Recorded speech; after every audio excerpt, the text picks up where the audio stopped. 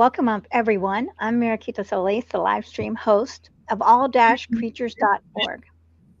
All-creatures.org was founded in 1998 by Pastor Frank Hoffman and his first wife, Mary, and launched as the pioneer website in the United States for faith-based animal rights veganism.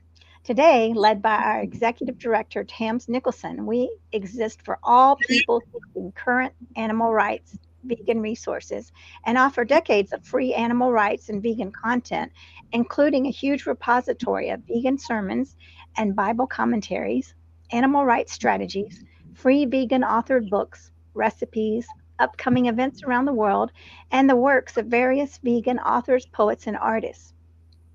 We also host current sites for almost 20 vegan and animal rights organizations, including Stop Crush, Unparalleled Suffering, and the Committee to Abolish Sports Hunting.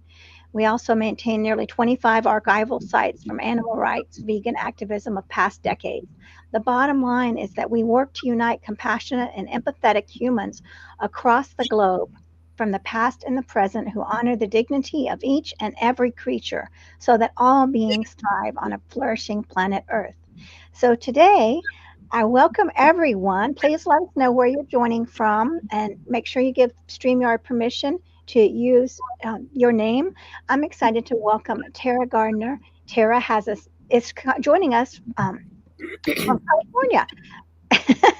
And she has a San Diego Community College teaching credential in effective communications and personal development and has taught communication skills building with the SDCC district for 21 plus years now. She has a private practice as a certified life coach, specializing in nonviolent communication-based relationship communications. She also specializes in understanding and healing relationship love addiction patterns. Practicing NVC Nonviolent Communication for over 33 years and a San Diego area NVC coordinating team member 14 plus years, she currently facilitates NVC workshops, ongoing classes, and trainings throughout the community. Tera also offers private individual, couple, family, and group coaching, and she's available for corporate training as well.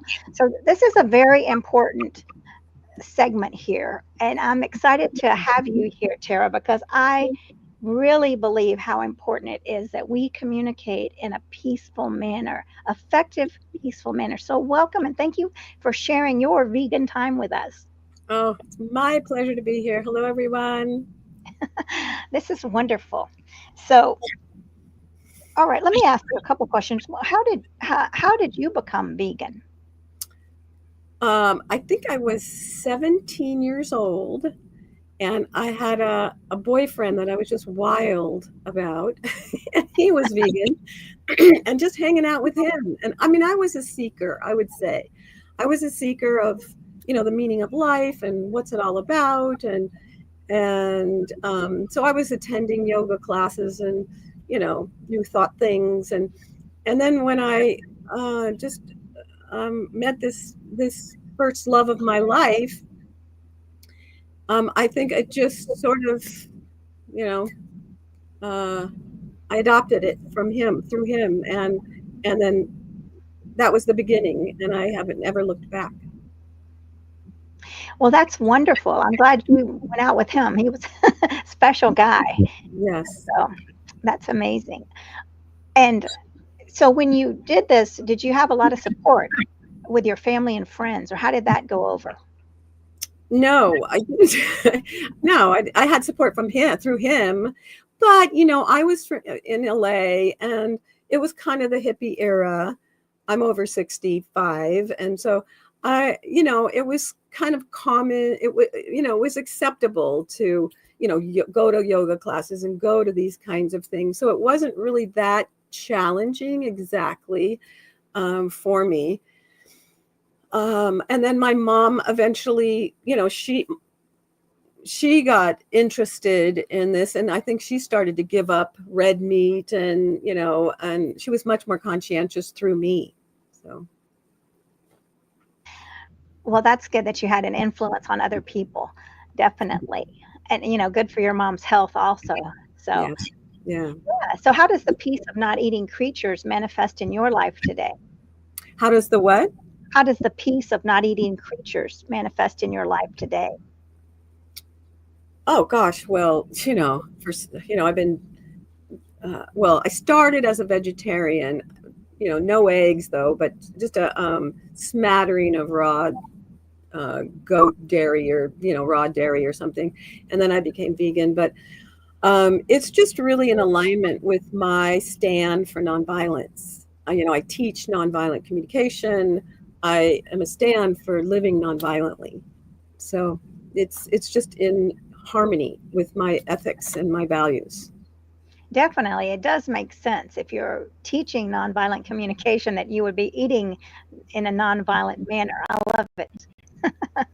Feels an integrity to me. Right, I love that. Yes. And what words of encouragement would you give to a vegan that's feeling depressed about the situation with animals in our world today? Well, I would encourage them to follow be directed, and generated through their value system, what's important to them, and ask for support. Just keep asking for support wherever they can get it, you know. Right. Well, you're right. We definitely need support when we go vegan, and if you can't find it within your family and friends, then there's wonderful online communities everywhere. Yes, wherever there's support, instead of getting disheartened, just keep reaching out. Right. And speaking of that, here's JJ's watching. She has a wonderful vegan knowledge Facebook group. So there's a place you can get support. Thanks There for we go. joining us. And yes, so nonviolent communication. So what led you? I mean, what led you? A lot of people don't even know what that is. When did you discover that? So I started when I left college in 1981. My first job, I was, um, oh, actually, let me think. I had, I was teaching, right. I guess I was teaching with the community college district through this first job I had. Yeah, I took over some of the classes that we were offering. I was an activity director at a retirement facility, and we had community college classes come into our facility, and I was coordinating them. And then I started taking over the communication class. And so then I stayed with the district for about 21 years or so. And halfway in, so I was teaching communication skills building. And then I discovered about 10 years in this system called NVC, Nonviolent Communication. And I just thought it was the cat's meow. I mean, it was this simple little 4-step process, tiny, little simple process that is just so powerful. And it's all about, taking the finger pointing, the bad, wrong making, shaming, blaming, criticizing, judging. We consider this violent. Anytime there's a finger pointing at something, at you, it's like a gun. A person's brain or their amygdala experiences it like a gun, and they're going to run for cover or they're going to fight back. They go into the fight or flight with their, amygdala part of the brain. And so I just thought that this was the best system out there because it's simple yet so powerful in its ability to take responsibility and stop, putting the blame or the responsibility out there. Oh yes, there's so much here that I love.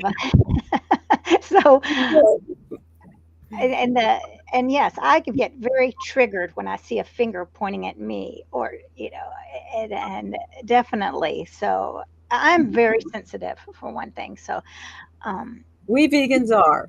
that's very true. You're right. We have something in common there. And thank you, Jane. She's watching from Uganda, and also y'all. Let us know if you have questions. Put those in the comments, and then we'll get to those at the end. So, what tell us about the three things you're saying about nonviolent. What were the three aspects that you said were powerful about nonviolent communication? 3 aspects. Did you tell me you said something about 3, I think. Oh gosh, I I mean, don't even when I don't remember well, what I maybe I said. misheard you. But the aspects about nonviolent communication. Do you remember what I mentioned? And then No, but just tell us in general, what's the difference between nonviolent communication and violent communication? So yeah, it's this whole, absence of finger pointing. And instead of saying you statements, you make me feel, which is very disempowering. It's very disempowering to put our experience of reality in the hands of others out there, because then we have to micromanage others out there. It's hard enough to micromanage ourselves, let alone other people. So it's very important to just take radical responsibility. This thing happens and I feel this way because I have a need. These are the 4 steps. I have a need that's either being fulfilled or not. If my need is fulfilled, I'm going to feel on the kind of good side of things. But if my need is not fulfilled, I'm going to feel like on the kind of not so good side of things. So these 4 steps. Number 1, what happened? It's just the observational thing that happened. A video camera could actually record it. No subjective, evaluative language at all. It's just what are the facts that happened. When I didn't get a call from you, or when you said you were going to show up at 7 and it's now 9:10, just the facts. I have a particular feeling. I feel disappointed, or I felt worried, or I feel curious about where you were, because I have a need. My need is for, trusting agreements that we make, for instance. And then number 4 is making a doable request about it. What request would you like on behalf of the need? So all communication basically is just everybody's doing their best to get their needs met. Either for just simple little things like information, a need for some information, or our profound things, our need for love and belonging and mattering. But it's all basically, communication is needs-based. And if we weren't interreliant creatures, we probably wouldn't have communication. But because we are interdependent, interreliant creatures, and our needs involve other people, then that's why we develop communication, so that our needs can be met through each other, And so let's just take that 4th step, the request. We figured out what our need is, and now we want to make a request. But in a request, we always want to include willingness. Would you be willing to call me next time when you know you're going to be later than we agreed upon? Or would you be willing to sit with me for 5 or 20 minutes and hear what's going on for me about something important to me, whatever it is? Ask for willingness. Request, not a demand, but a request. So yes or no is a good answer to your request if you're really practicing nonviolence. Well, that seems like it would be great for the holidays. Like if somebody doesn't want to go be around like the turkey dinner, right? Yeah, exactly. And then to ask that, I mean, in those ways, like I guess it would be like, let me see if I have this right. When I'm at the Thanksgiving dinner and I see that, and the turkey's going to be on the table, or turkey's going to be on the table at the Thanksgiving dinner, I feel sad. And then what's the next one? Okay, so did I skip one? Yeah, let's just say, Mom, thank you we'll go. Mom, thank you. Would you be willing to talk about? So in fact, we have 4 steps, but there's actually a 0 step. before we even embark on these 4 steps in a conversation. So let's just say mom invites me to her house for Thanksgiving for turkey dinner, right? Give me a second. I'm just turning this off.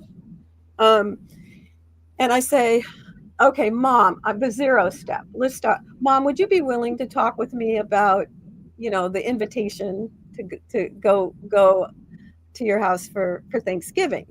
And she says, sure, certainly. Okay, so that's, you establish willingness. And also establish in that 0 step your intention. That's really important in the 0 step. Jim and Jory Mansky developed that 0 step.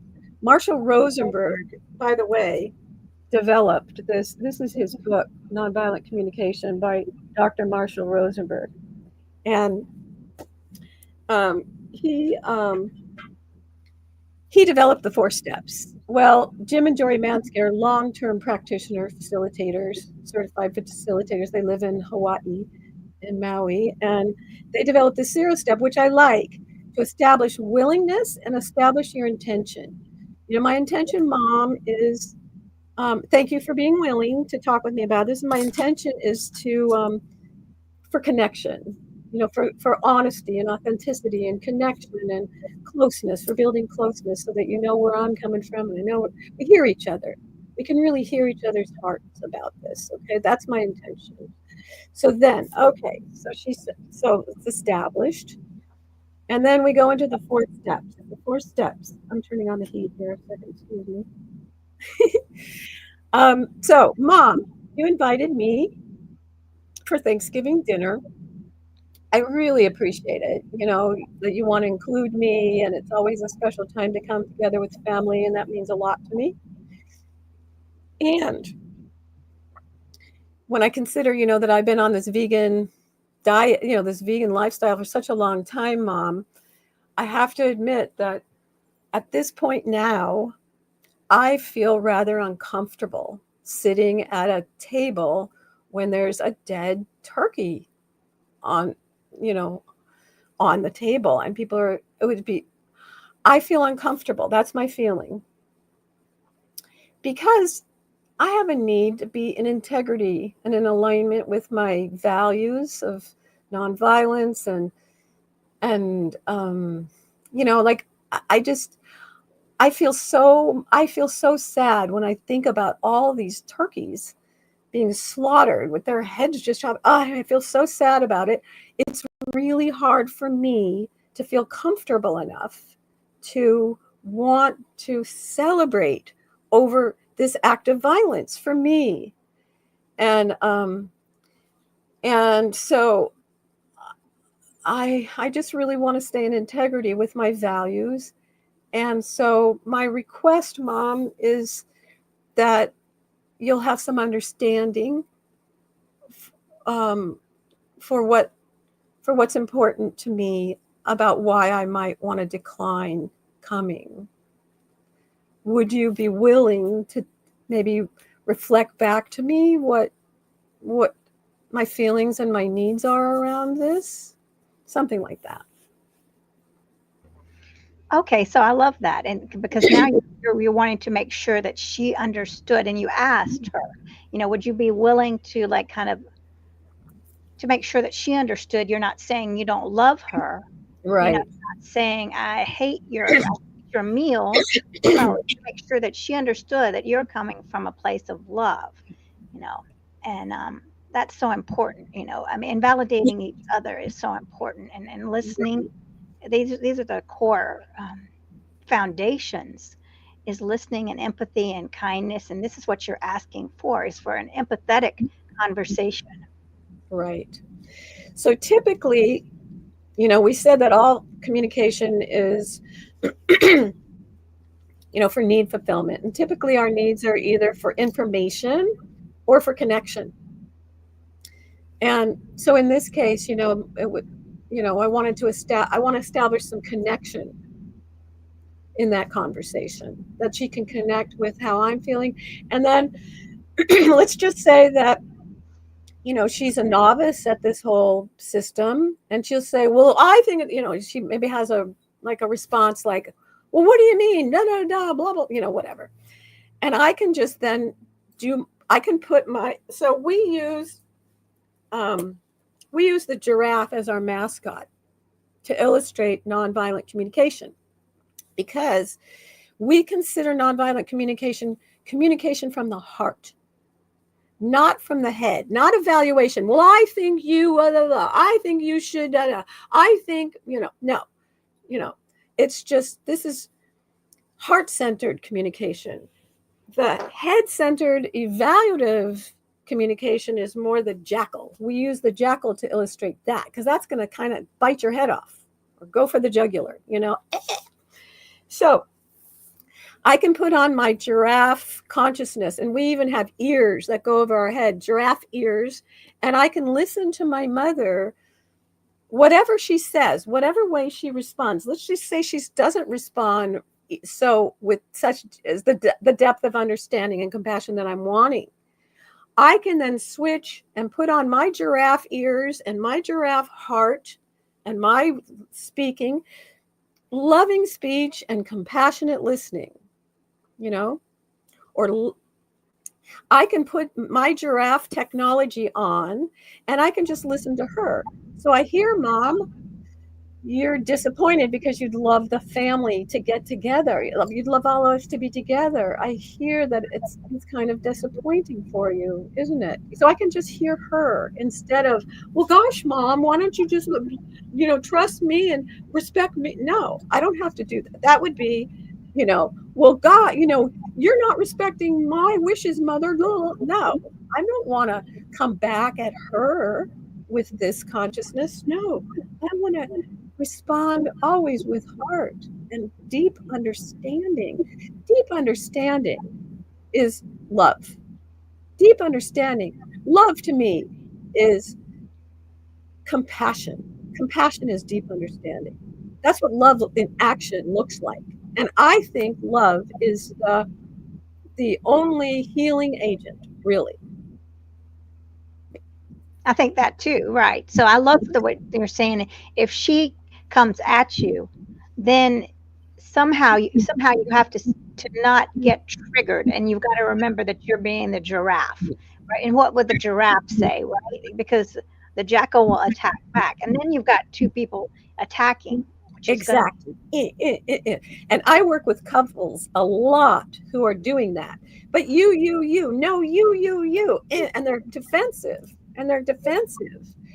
And even if I can bring it home here to, when the vegan activists, we want to not come up from a place of defensiveness. We want to come from a place of love, because that we want to speak in a way that's going to maximize the possibility of being heard and getting to the goal we're after. If our goal is to influence and contribute, our value system about veganism, if that's our goal, we want to speak in such a way that's going to maximize to get to that goal.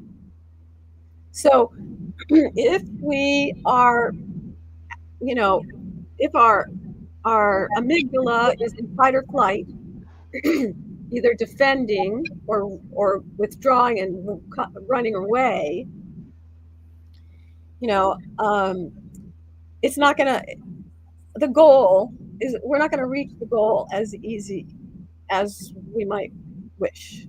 So that's why I'm so passionate about nonviolent communication, because it's a simple little process that can really transform your relationships and your life by being able to speak in a way that you can be heard and you can hear others,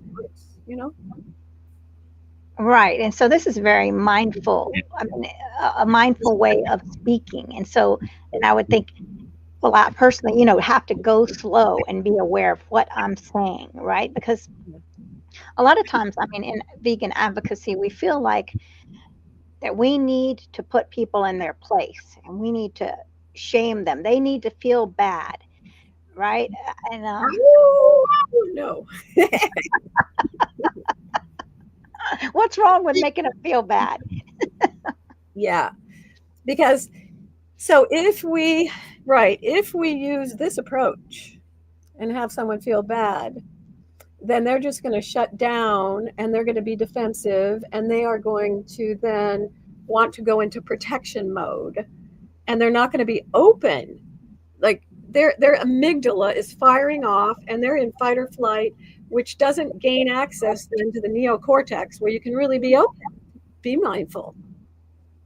And bringing this along, this finger pointing thing, this typically triggers the amygdala and shuts down the neocortex.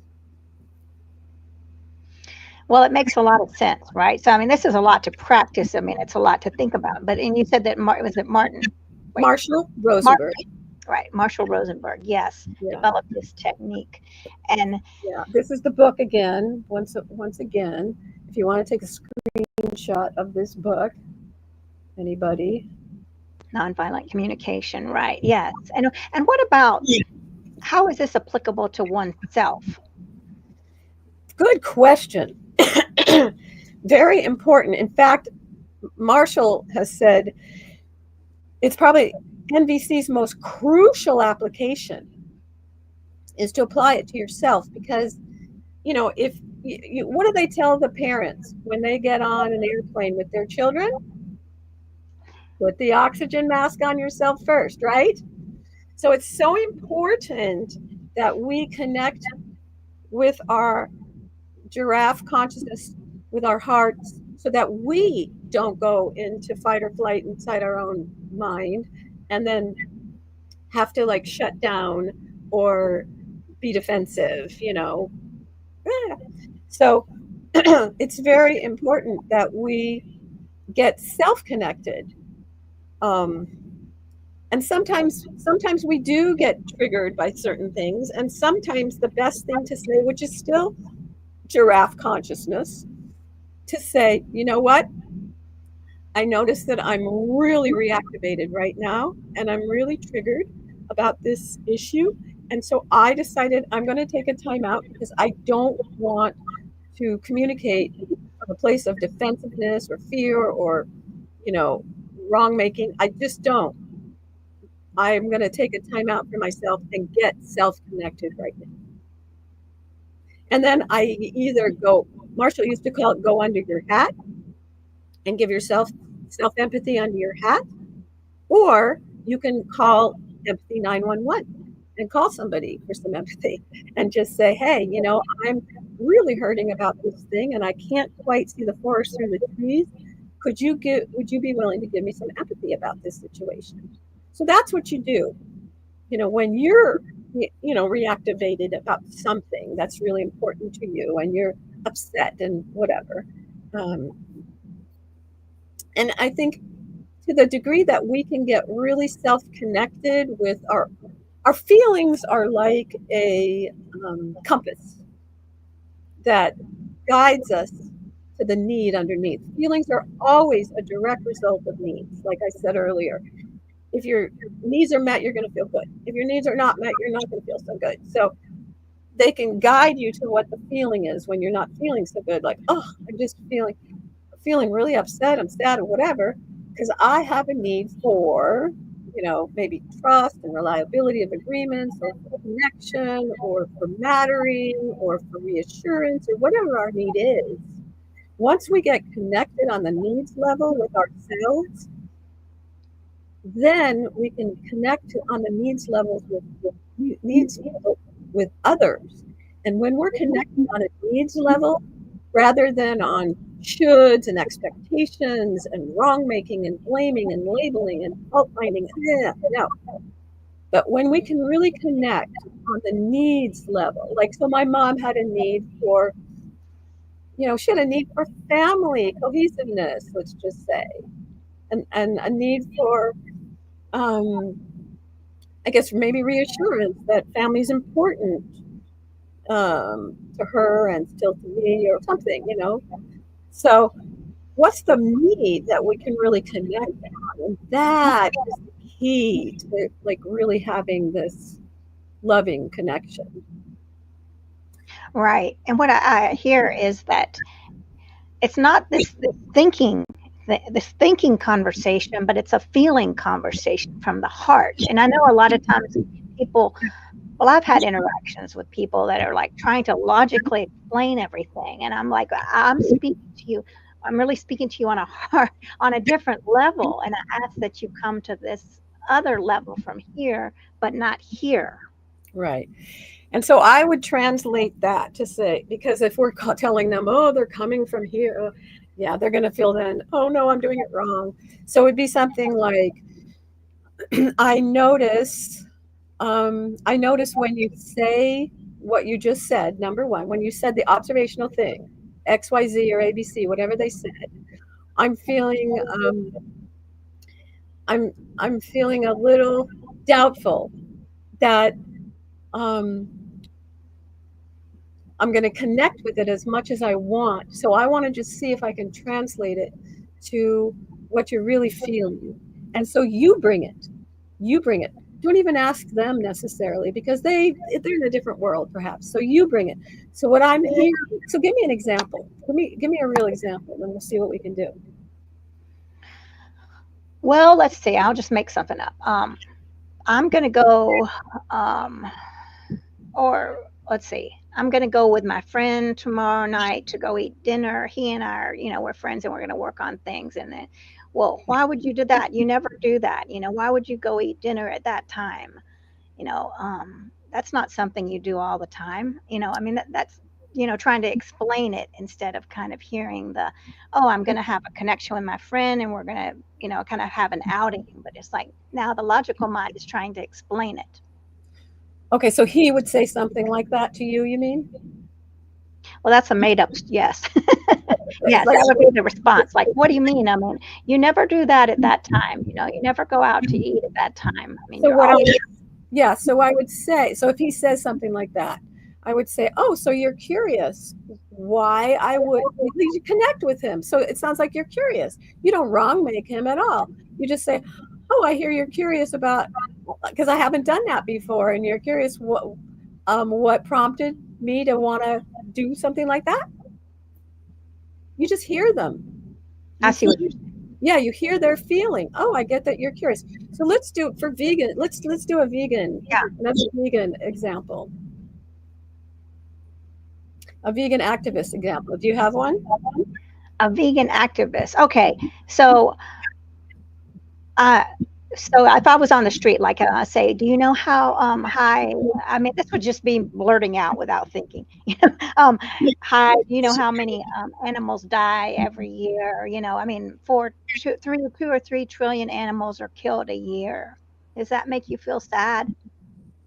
And so the person, be the other person too, and see what they say. Oh, I never thought about it. I mean, we have to do that to eat. I mean, we're humans and we have to eat animals. That's what they're here for. So person B, you've never thought about it because you think it's kind of like the natural order of things. So keep going with me. We'll do the dialogue. You be the...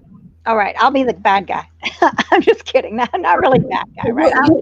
You'll be the mediator who's curious, because we want to get out of the realm of perpetrator, victim, right, wrong, good, bad. Because if we operate in that realm, all bets are lost. Right. Yes. I'll be the other person.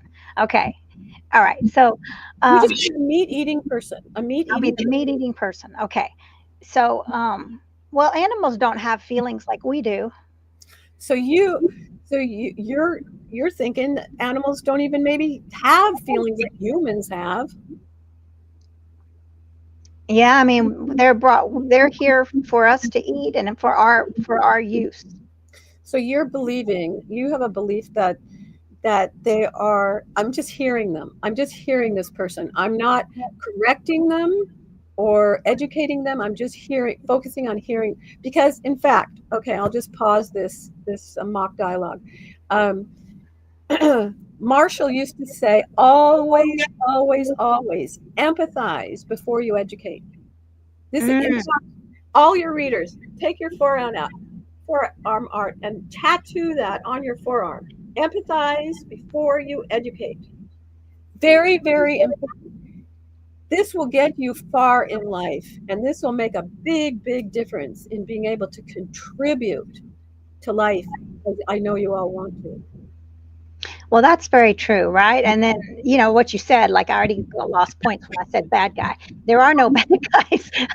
It's about conversation. And that's the whole thing is that we have to have that, it's about how is this, it's almost like an exploration, exploring the other person's feelings. Like, I Yeah, hear you, and oh, I hear you're saying this, and could you tell me more?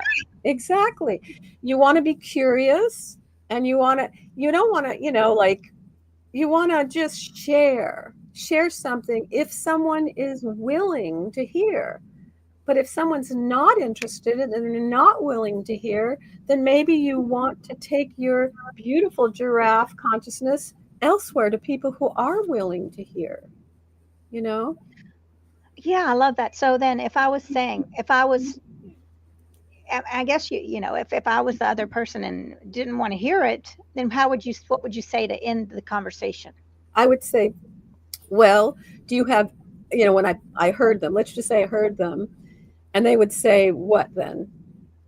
I say, well, I still believe that animals are here for our benefit. I mean, that's what it says in the Bible or whatever, in all these places that we're here for they're here for our use.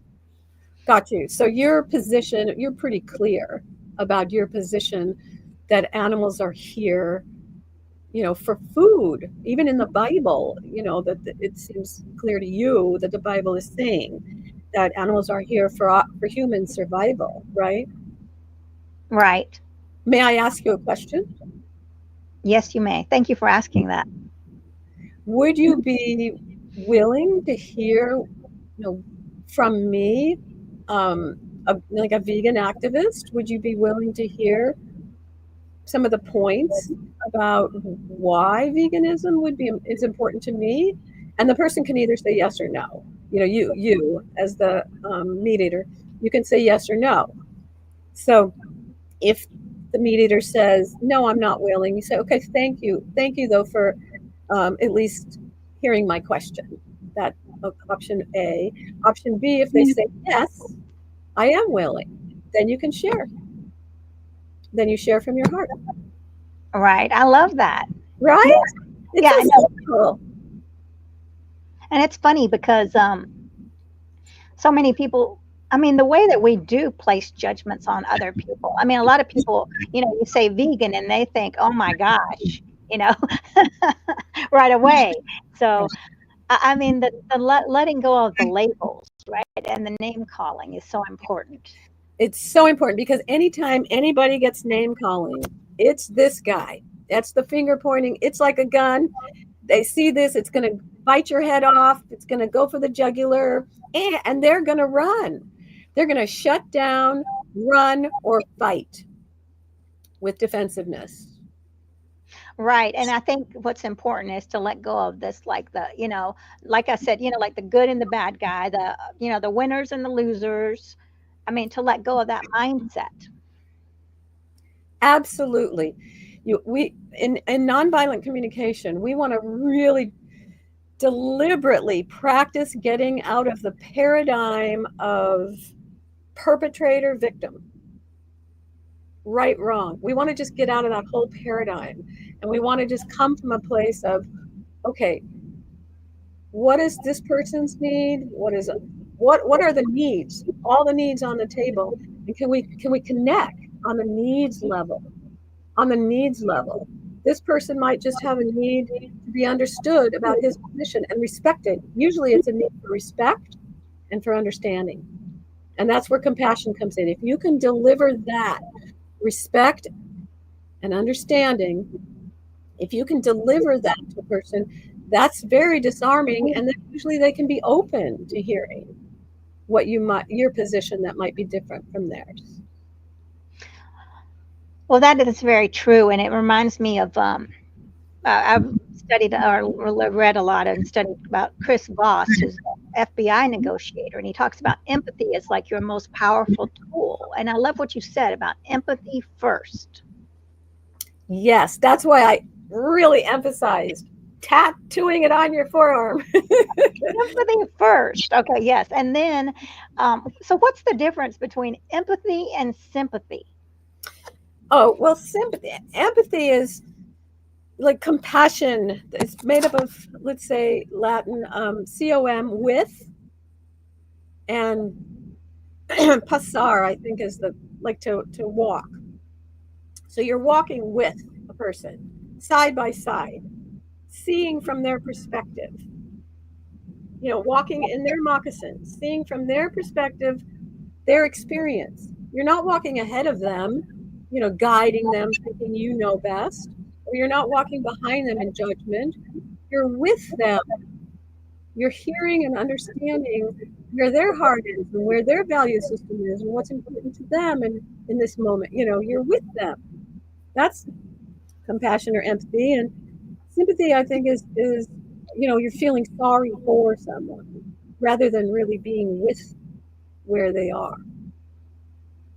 Right. And empathy is so healing. I think compassion and empathy are such healing tools. And if we could stay in our conversations with that foundation, we would be more effective.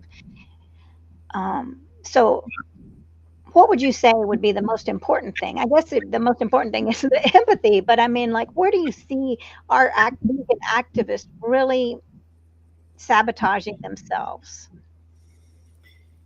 Well, when they get into this, this perpetrator victim, they're the perpetrator, they're bad, they're wrong.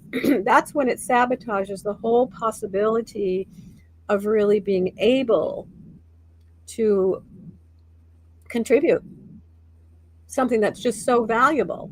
This sabotages it.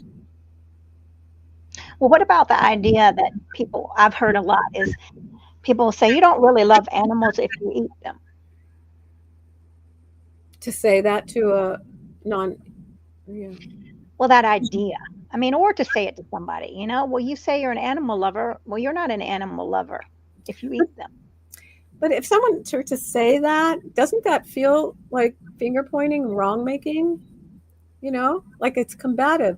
Like they're calling them out and saying, you are a fraud. How could you call yourself, it's like just biting their head off, saying, you are a fraud. You are bad and wrong for doing what you do and calling yourself an animal lover.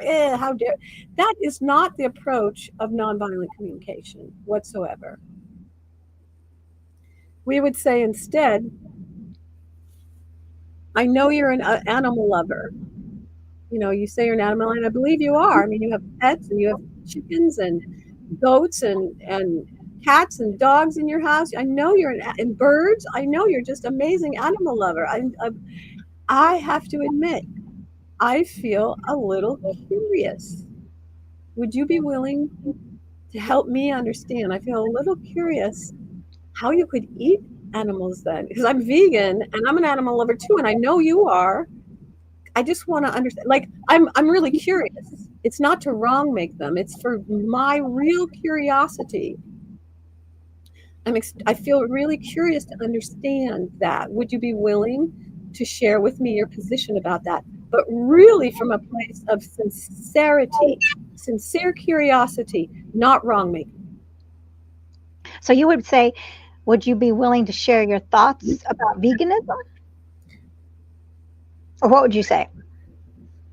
No, like in that case, I would say, would you, my person who's not a vegan, they're an animal eater, would you be, just like I said, would you be willing to share your feelings and thoughts about your position, being such an animal lover, about not being, being a meat eater, being an animal lover, because I really want to understand that more than I do. But it has to come from a place of real sincerity.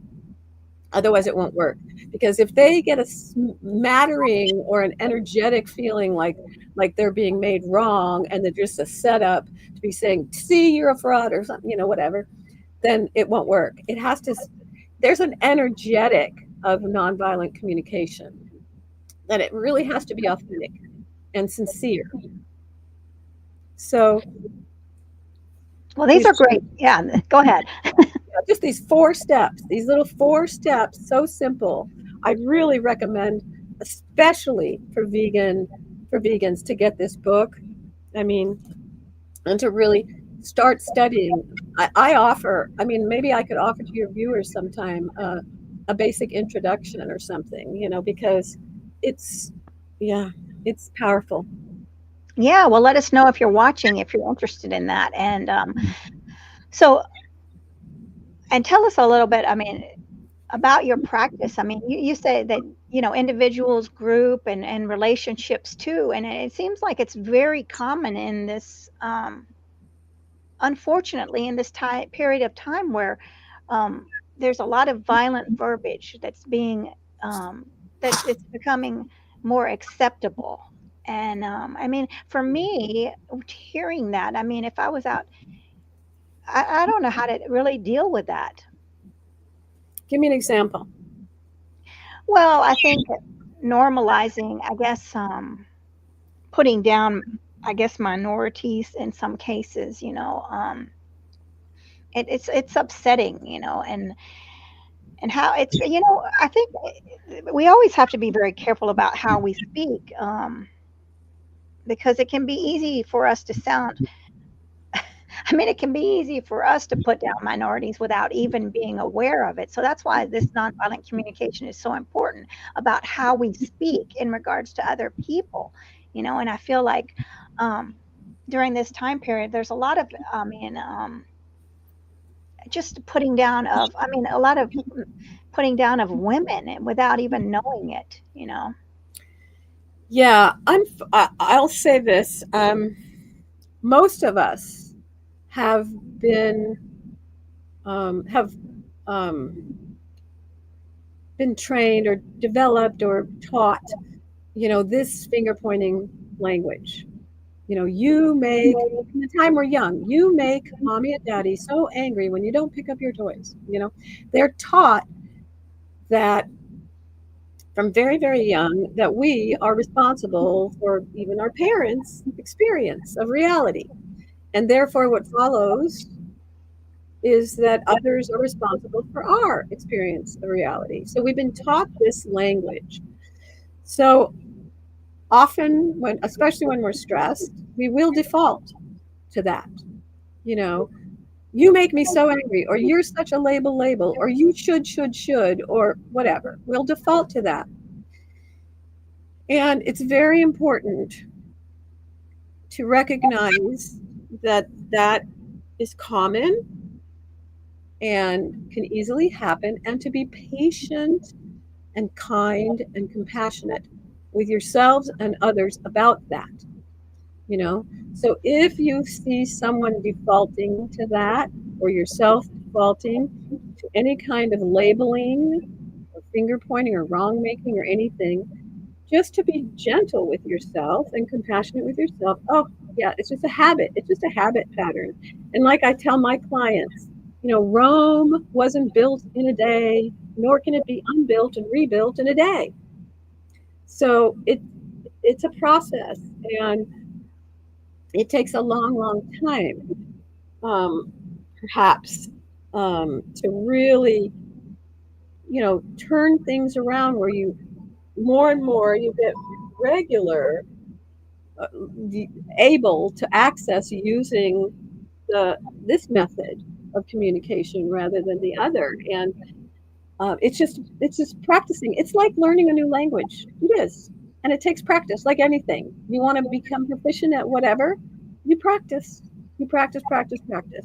And so, Well, yes, and I like that because I mean I feel like, if I do hear more rhetoric that's violent, to just allow it, to understand that, this is the way that a lot of people have grown up, and not to take it personally, and then to also offer myself yes, compassion and empathy. yes. So yeah. I mean, maybe you say you're in Georgia. Hmm. So yeah, that might be a little bit more common for you to hear than it might be for me in California. And so, yeah, how can you bring this consciousness there and just say, I hear that for you, maybe you have some anxiety around this or that or whatever, and just be understanding and first empathize with them first. And, you know,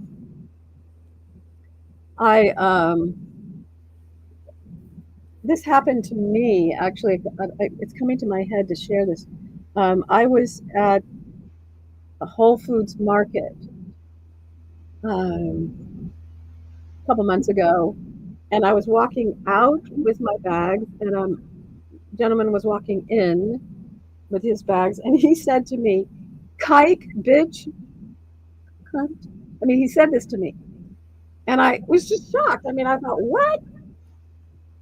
And you know, and I thought, oh my, I mean, I was startled, but I thought, okay, I wish that I could have just in that moment, it took me a while, but I wish it came to me faster to be able to say, we hear that you're upset about something, and I hope that you'll get some support for whatever you might really be upset about. You know, I wish that I could have said that more quickly than I did, you know, the way I handled it. I wish because, you know, things will happen. People will, whatever. And I just always want to bring, even though I felt startled, and I want to also protect myself, you know, but I wish that I also had included when I did say what I said with support and whatever, the way I handled it. I wish that I included, you know, I hear that you might be upset about some things, and I do wish you'd get some support, that the support you might want and need, you know, just to come from a place of heart, you know. Right. And I love that. I mean, we never know when something's going to happen like that. I mean, hope we pray that it doesn't happen. But yes, I mean, things do happen, and how to stay grounded in it. I mean, I think, of course, if we can't, I mean, sometimes it's better if we can't just to bite our tongues. I mean, I've done that when I felt attacked. You know, I've just had to, in fact, I've had to just hang up the phone because I knew something was going to come out, you Yeah, know. yeah, exactly. And that in that case, you can say, you know, I'm re-stimulated. I'm gonna take a time out because I don't want to react here. Say that. And so I'll get back with you about this. Like if you can have a script like that, that I know I'm reactivated and I don't want to communicate from a reactivated, re-stimulated, defensive place. So I'm gonna just take some time for myself and get my oxygen mask on. Right. And that's what I've got to practice doing.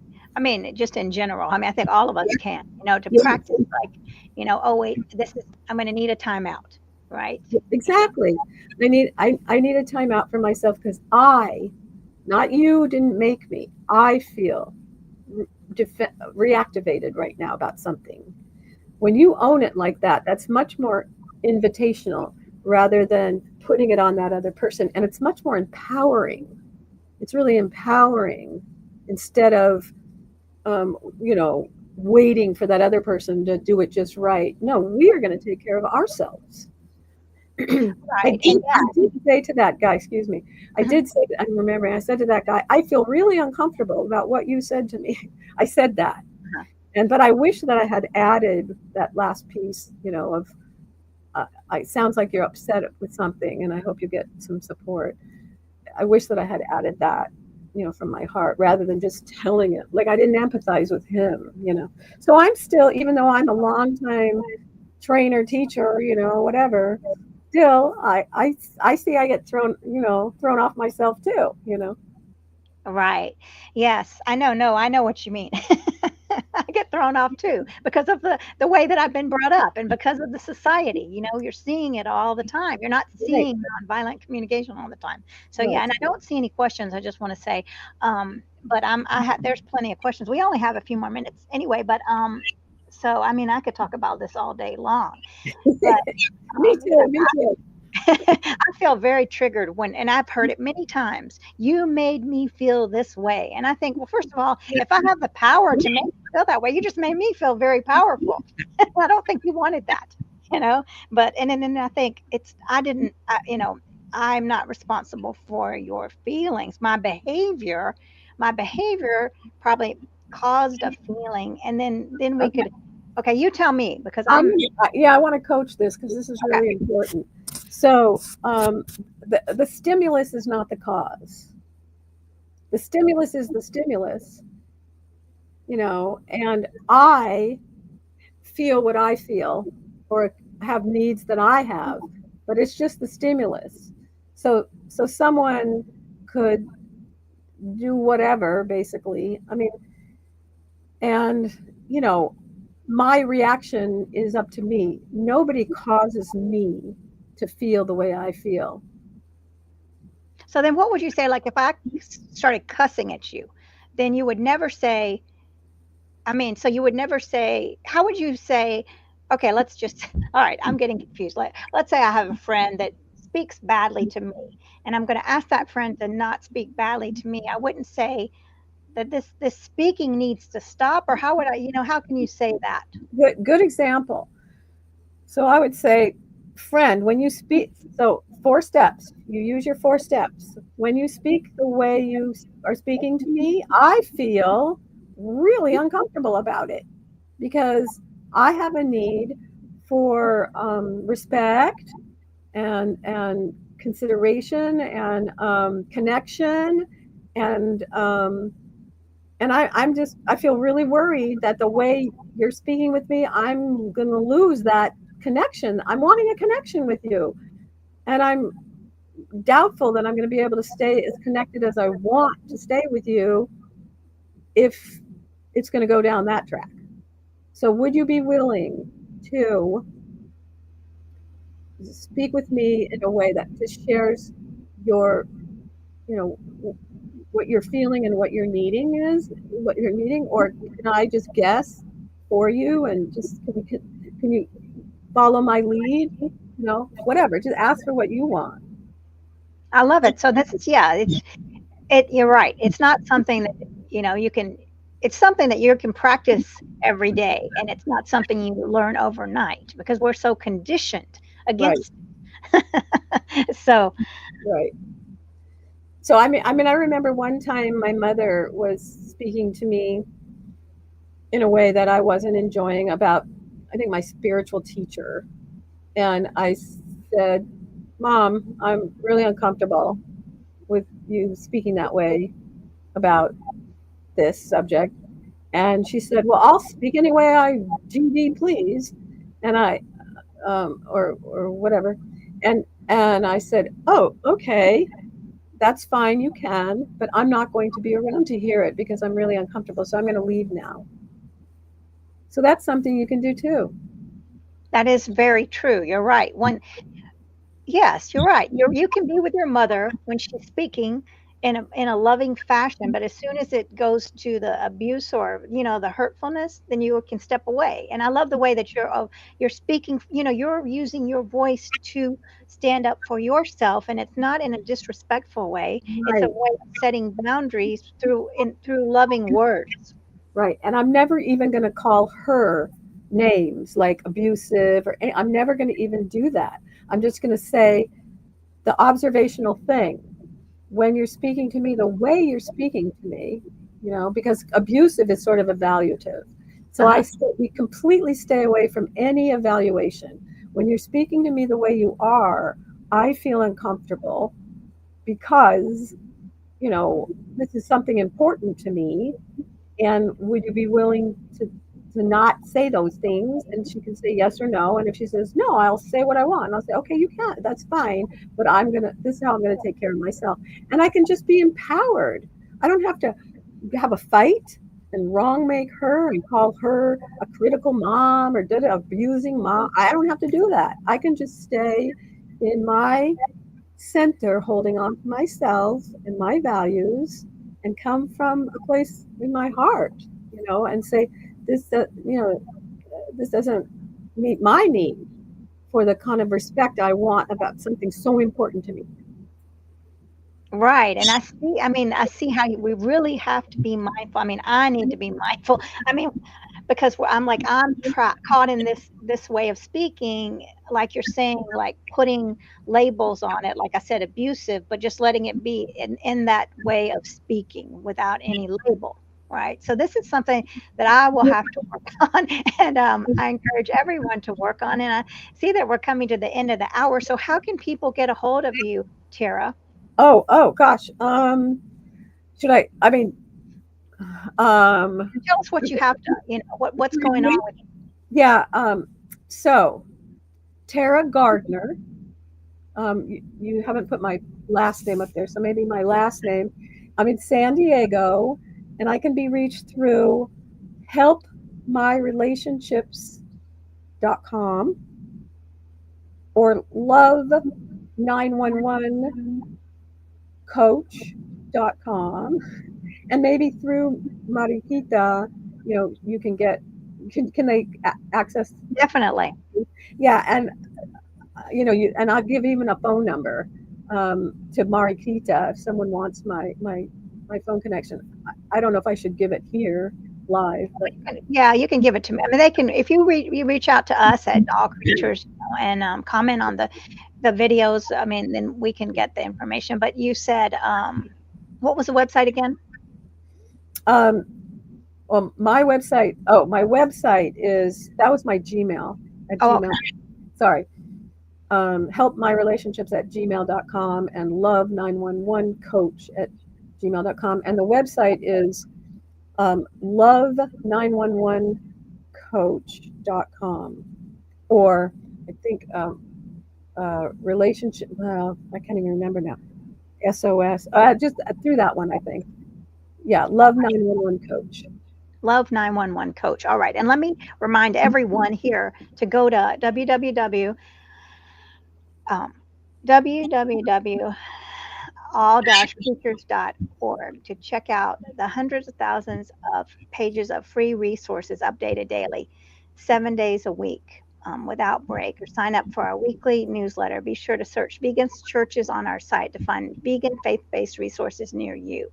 And if you know of a resource not on our list, please reach out to our executive director, Tams at all-creatures.org. So this is now we've really taken in a lot of good information here, everyone. So, we're just going to do our best to catch ourselves. And as you can see, that of course I make mistakes all the time. So I'm doing my best, and I have been aware of this, but I have learned a great deal today. So I need to get the book and really, refine my speaking skills, and to be not to use violent communication with myself when I mess up, but be violent. I mean, nonviolent, communicating with myself when I stumble, and also to remember the empathy, right? Empathy before instruction, Empathy before education. empathy before education, right? So this is wonderful, and I want to thank JJ and Jane for watching, and everyone that's watching on the replay. And Tara, thank you so much for this. Yeah, oh, my pleasure. I'm so passionate about this. I want the whole world to practice this. I think we'd have a much kinder, gentler world if we did. So I do want to emphasize that people can also look up www.cnvc.org, Center for Nonviolent Communication.org. There's a lot of good information on that. And I also want to say I would be happy to, if anyone's interested, I'd be happy to do a Zoom nonviolent communication basic intro. It is easy to learn it, when you've got a teacher breaking it all down. So I'd be happy to do that for your listeners. That'd be wonderful. Yeah, that would be wonderful. Let's see what we can do, and let us know if you're watching and interested in that. Definitely, because I'm very thankful of your redirects. Very peaceful redirects. So I love that. My pleasure, my pleasure. All right. Well, thanks everyone for watching, and remember empathy first. Thank you, Tara. Bye, everyone. Bye.